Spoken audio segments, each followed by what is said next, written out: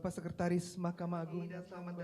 Direktorat Jenderal Badan Peradilan Agama Mahkamah Agung menggelar rapat koordinasi peradilan agama yang dirangkaikan dengan Badilak Awards 2026. Kegiatan ini menjadi ajang evaluasi sekaligus apresiasi bagi satuan kerja peradilan agama di seluruh Indonesia. Rapat koordinasi peradilan agama dan Badilak Awards 2026 digelar dengan dihadiri pimpinan Mahkamah Agung, Hakim Agung Kamar Agama, dan Ketua dan Wakil Ketua Pengadilan Tinggi Agama se-Indonesia. Acara ini juga disaksikan secara virtual oleh aparatur peradilan agama di berbagai daerah. Rapat koordinasi digelar untuk mengevaluasi capaian kinerja 2025 sekaligus menyiapkan program kerja peradilan agama di tahun 2026.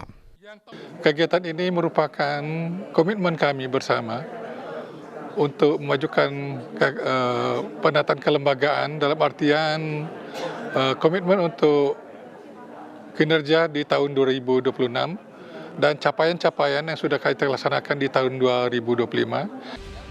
Selain rapat koordinasi, Badilak juga memberikan penghargaan kepada satuan kerja berprestasi melalui Badilak Awards 2026. Penghargaan ini diberikan sebagai bentuk apresiasi atas kinerja dan inovasi yang telah dilakukan satuan kerja di lingkungan peradilan agama.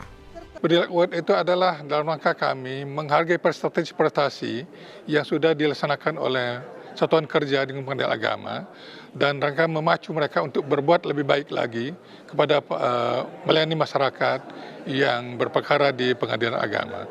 Dan peningkatan kita tidak pernah berhenti berinovasi untuk perbaikan, untuk pelayanan yang terbaik bagi masyarakat yang mencari keadilan di lingkungan pengadilan agama. Terdapat 21 kategori penghargaan yang diberikan kepada Pengadilan Agama dan Pengadilan Tinggi Agama dengan kinerja terbaik.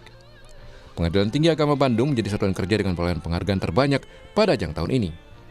Melalui rapat koordinasi ini, peradilan agama diharapkan terus meningkatkan kinerja dan berinovasi dalam memberikan pelayanan terbaik bagi masyarakat pencari keadilan. Tim Liputan, Kompas TV.